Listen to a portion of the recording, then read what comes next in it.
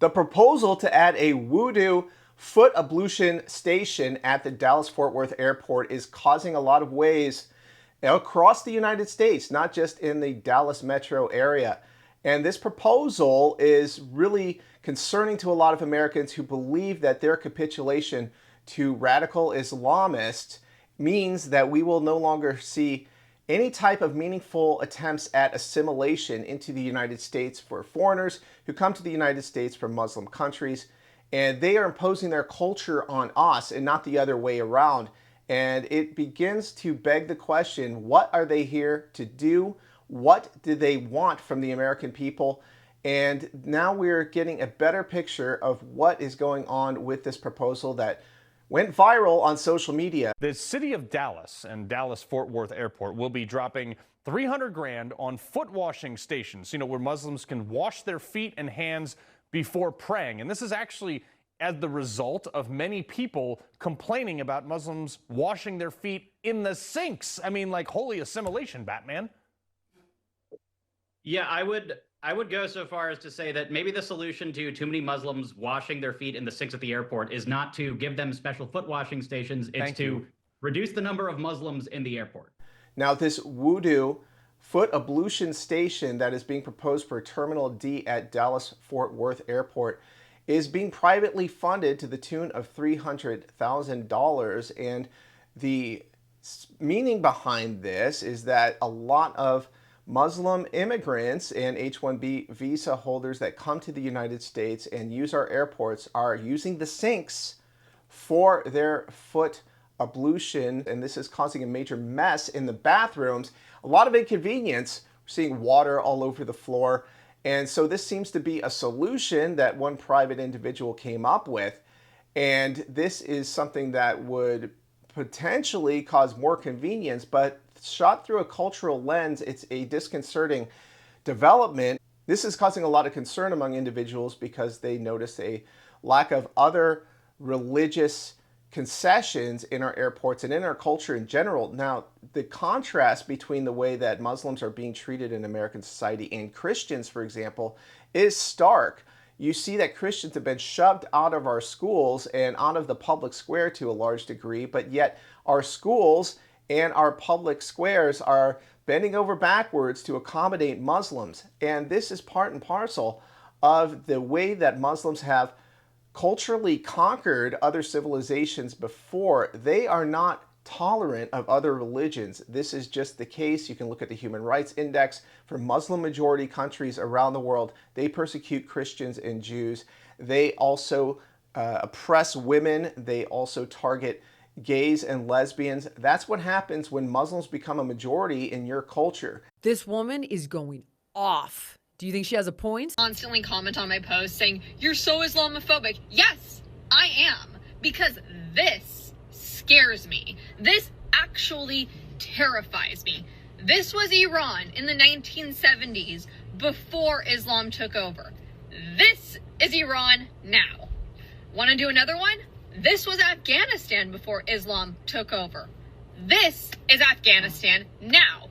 Lebanon, then now. Europe, then now. Michigan, then now. Yes, this actually does terrify me. And if it doesn't terrify you and you want to be so accepting, one day you're going to end up in a freaking hijab covered from head to toe because you just had to be tolerant. You had to be accepting. I'm sorry. I absolutely refuse to be accepting of this. For all those of you who claim to be so passionate about women's rights and feminism, how the hell is this feminist?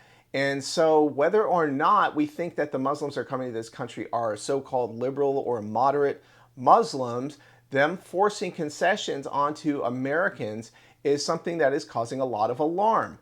And particularly when you have dozens of mosques going up in Texas over the last few years, something that's causing a lot of eyebrows to be raised and a lot of concern, particularly in McKinney, Texas, where we recently saw a conflagration at a town hall where the local residents expressed their absolute rejection of a proposal to put a mosque in, Well, that is something that is a barometer of the fear and discontent that is occurring in states like Texas when they are witnessing the spread of Islamic culture in their state.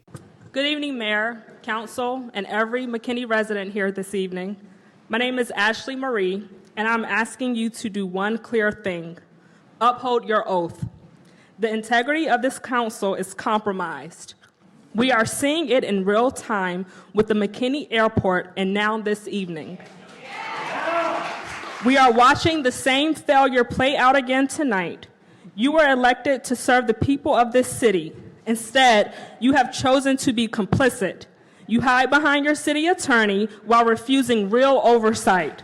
No city attorney has the authority to relieve you of your duty to uphold the Constitution. If your attorney is advising you otherwise, you need a new one. This body no longer acts like a government of the people, and that is the record. When a city council stops answering to the people have a duty to act.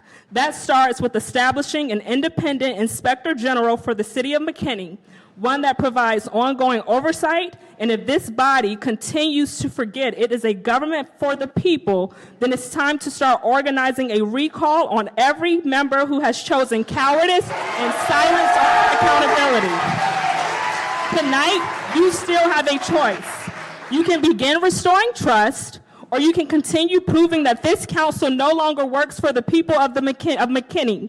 That same Constitution you have been advised not to uphold protects us from a tyrannical government, and we the people shall not be infringed. Thank you. Thank you, Ms. Marie.